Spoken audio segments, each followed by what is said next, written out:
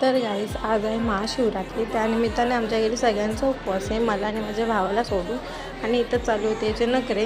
हा मकीन्सचा स्मेल घेऊन खात होता साबुदाणे. आणि आज अजून इंडिया पाकिस्तानची मॅचसुद्धा.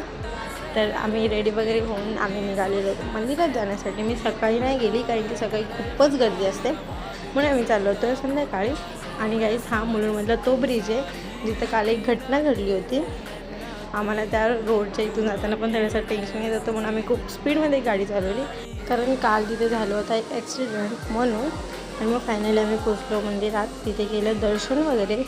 आणि गाईस त्या मंदिरात फक्त आम्हाला शिवलिंग नाही तर हर एक देव भेटले. तर सगळ्या देवांचं तिकडं दर्शन झालं होतं. खूप मस्त होतं ते मंदिरसुद्धा. मंदिरला पण डेकोरेट वगैरे केलं होतं त्या लोकांनी. खूप छान वाटलं दर्शन वगैरे करून. लास्टला गणपतीचे पाया पडून आम्ही निघालो परत घरी येण्यासाठी.